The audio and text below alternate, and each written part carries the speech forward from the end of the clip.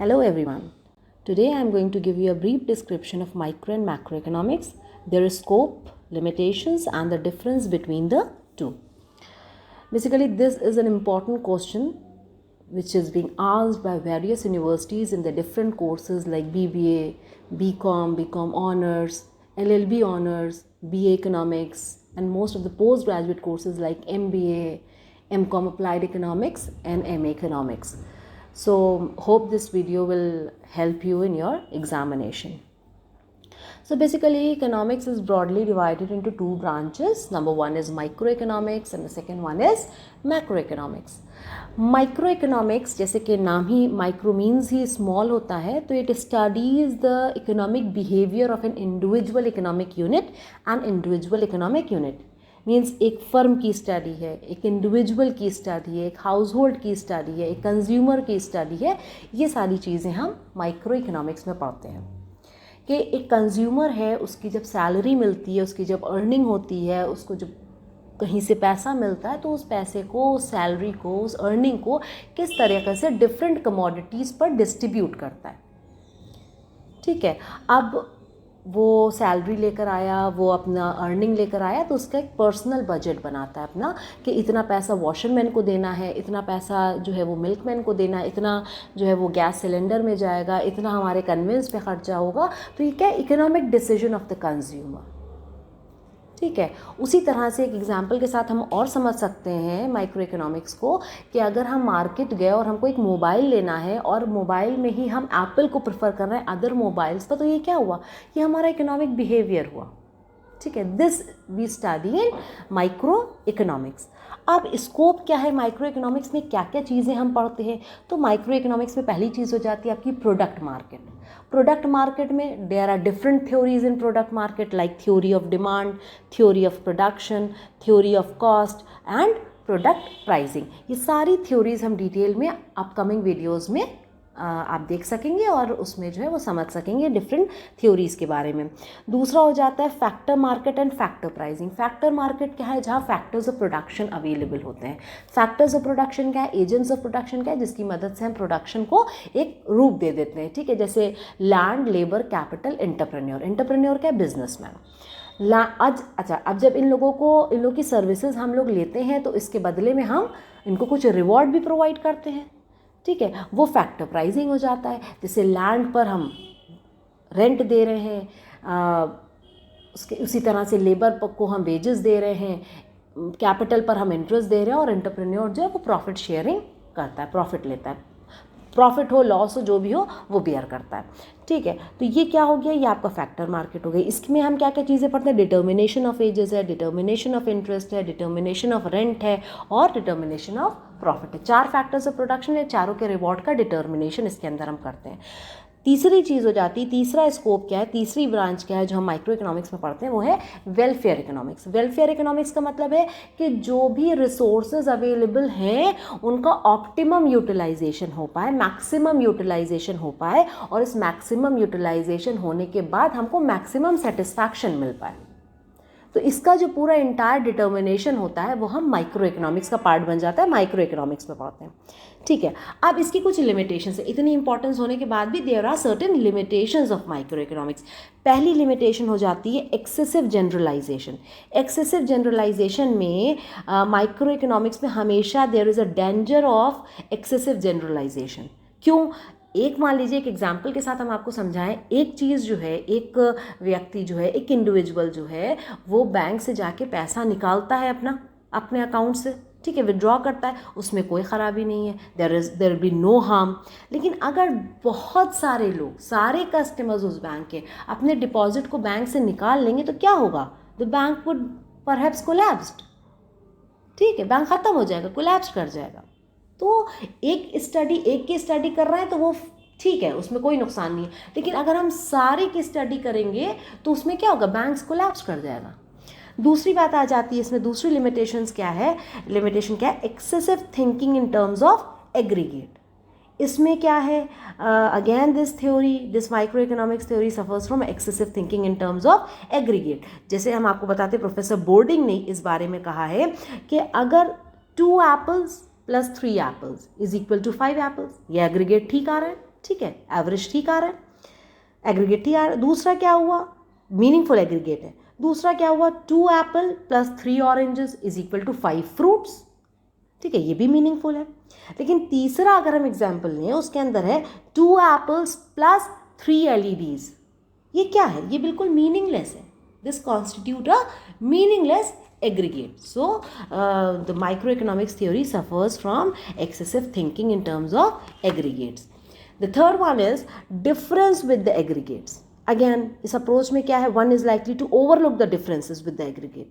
Example के साथ हम समझते हैं कि फर्स्ट डिकेड में प्लानिंग जो हुई, प्लानिंग पीरियड जब शुरू हुआ 1951 में, तो फर्स्ट डिकेड की अगर हम बात करते हैं इन इंडिया फ्रॉम 1951 to 61, आप देखिए एक्सपीरियंस हुआ, नेशनल इनकम जो है वो इंक्रीज़ करी है बाय 42%। अगर हम बात करें कि फर्स्ट डिकेड में प्लानिंग पीरियड के, जो कि 1951 से 1961 तक चला, 10 साल का होता है डिकेड एक, उसके अंदर आपका नेशनल इनकम इंक्रीज़ करी, कितनी इंक्रीज़ करी, 42%। लेकिन इसका मतलब ये नहीं है कि सारे सेक्टर्स की इनकम इंक्रीज़ करी, हम एग्रीगेट बता रहे हैं, तो डिफरेंस आ सकता है एग्रीगेट में।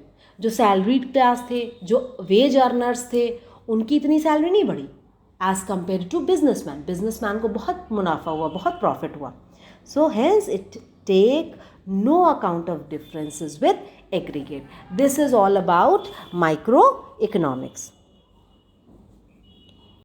Now come over to the study of macro economics. Macro economics में हम क्या पढ़ रहे हैं, मैक्रो इकोनॉमिक्स में पूरी इंटायर इकोनॉमी की फंक्शनिंग के बारे में हम पढ़ रहे हैं। इसमें हम बिग इश्यूज़ को ले रहे हैं, इसमें हम behaviour of such broad economic aggregates को ले रहे हैं, ठीक है। एक इंडिविजुअल को ना पढ़ के हम पूरी इकोनॉमी को पढ़ रहे हैं, जिससे वो इंडिविजुअल से इकोनॉमी बनी है, उस इकोनॉमी को हम पढ़ रहे हैं।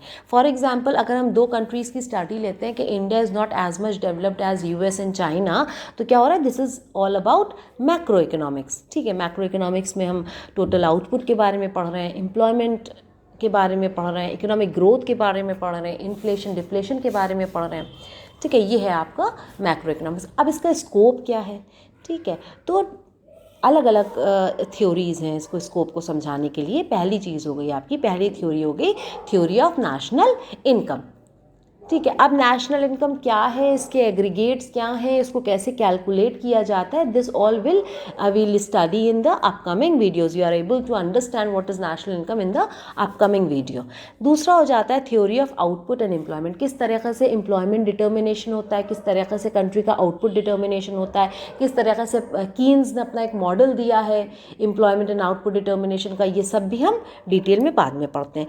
तीसरा हो जाता है theory of general price level, किस तरीके से इन्फ्लेशन और डिफ्लेशन, किस तरीके से इकोनॉमी में महंगाई बढ़ रही है, ठीक है, उसका रिएक्शन क्या पड़ रहा है एक आम जनता पर, उसका रिएक्शन क्या हो रहा है, उसका आउटकम क्या हो रहा है इकोनॉमी पर, किस तरीके से इफेक्ट हो रहा है इन्फ्लेशन का, किस तरीके से डिफ्लेशन का इफेक्ट हो रहा है, क्या क्या मेजर्स हैं जिससे हम इन्फ्लेशन को कंट्रोल कर सकते हैं, कौन कौन से मेजर्स हैं जिससे हम डिफ्लेशन को कंट्रोल कर सकते हैं, what are the different types of inflation, कौन सा इन्फ्लेशन इकोनॉमी के लिए इंजूरियस है। So this we all take in theory of general price level. Next हो जाता है आपका थ्योरी ऑफ इकोनॉमिक ग्रोथ, कैसे कंट्री की इकोनॉमिक ग्रोथ हो रही है, किस तरीके के कैसे इकोनॉमिक ग्रोथ का ग्राफ जा रहा है, किस तरीके से कंट्री जो है वो एक्सेलरेट कर रही है अपनी इकोनॉमिक ग्रोथ को, किस तरीके से कंट्री जो है इकोनॉमी जो है वो अचीव कर रही है इकोनॉमिक ग्रोथ को, कितना पैसा इकोनॉमी में आ रहा है, ठीक है, पर कैपिटा इनकम कितनी बढ़ रही है। नेक्स्ट हो जाता है आपका थ्योरी ऑफ इंटरनेशनल ट्रेड, क्या एक्सपोर्ट है, क्या इंपोर्ट है, क्या कंट्री का बैलेंस ऑफ पेमेंट है, कितना इंपोर्ट हो रहा है, कितना एक्सपोर्ट हो रहा है, क्या नीड्स है इंटरनेशनल ट्रेड की, क्या एडवांटेजेस और डिसएडवांटेजेस है इंटरनेशनल ट्रेड के, कौन सी कंट्री से कितना हमको एक्सपोर्ट करना पड़ रहा है, कौन सी कंट्री से हम कितना इंपोर्ट कर रहे हैं, क्या आइटम्स हम इंपोर्ट कर रहे हैं, क्या आइटम्स हम एक्सपोर्ट कर रहे हैं, ठीक, ये सब चीज़ें आ जाती हैं इंटरनेशनल ट्रेड में। Next you have theory of money, money क्या है, मॉनेटरी पॉलिसी कौन फ्रेम कर रहा है, कंट्री का सेंट्रल बैंक कर रहा है, जैसे इंडिया का सेंट्रल बैंक है RBI, वो मॉनेटरी पॉलिसी फ्रेम कर रहा है, इकोनॉमी में कितनी मनी सप्लाई है, ठीक है, इकोनॉमी में क्या पेपर नोट्स हैं, कितने पेपर नोट्स हैं, क्या कॉइन्स हैं, कितने कॉइन्स हैं, ये सब हम मैक्रो इकोनॉमिक्स में पढ़ते हैं. This is the entire scope of macro economics. Now come over to the limitations of macroeconomics. Though the study of macroeconomics is very important, still there are certain limitations. The first limitation is danger of excessive thinking in terms of aggregate. When we study macroeconomics, there is always the danger of excessive thinking in terms of aggregate, which are not homogeneous in nature. For example, 2 apples plus 3 apples is equal to 5 apples. Okay, this is absolutely meaningful aggregate. Similarly, 2 apples plus 3 oranges is also meaningful to some extent. क्यों हम कह सकते हैं कि there are 5 fruits, but 2 apples and 3 LEDs is absolutely meaningless aggregate. Why? Because these products are not homogeneous in nature. इसका aggregate misleading होगा. Thus, there is always a danger of excessive thinking in terms of aggregate. The second limitation is aggregate tendency may not affect all sectors of the economy equally. अगर हम बात करते हैं कि there is a rise in the general price level, तो जो rise हुआ है जनरल प्राइस लेवल में, इसका इम्पैक्ट प्रोड्यूसर पर तो अच्छा पड़ेगा, क्योंकि राइज हुआ है प्राइस में तो वो प्रॉफिट अर्न कर सकता है. ठीक है. दूसरी तरफ कंज्यूमर को क्या होगा, consumer will be hurt because of rise in general price level. तो एक तरह से इम्पैक्ट नहीं पड़ता है सारे सेक्टर्स पर किसी एक पर्टिकुलर एक्ट की वजह से. तीसरा आ जाता है indicates no change has occurred. This can also be understood with the help of an example. For example, there is 5% fall in agricultural price, and at the same time there is a rise in the industrial sector, industrial price by 5%. ठीक है, तो हमको क्या दिख रहा है, there is no impact, no effect on the general price level. Thus, the study of aggregate makes us believe that there is no change has occurred in the price level. Why? Because 5% fall in the agricultural prices will be compensated by the 5% rise in the industrial prices. तो क्या हो रहा है, हमको पता ही नहीं चल रहा है कि कोई चेंज है. इसलिए क्या हो रहा है, this indicates that there is no need of new policy. The fourth limitation is aggregate variable में नॉट इम्पॉर्टेंट नेसेसरली. क्यों? The national income of the country is the total of all individual incomes. ठीक है, जितने भी sectors हैं आपके economy के, जितना भी value of all final goods and services, तो वो कहला रही है नेशनल इनकम आपकी. अ hike in national income does not means that individual income have Ryzen. क्यों?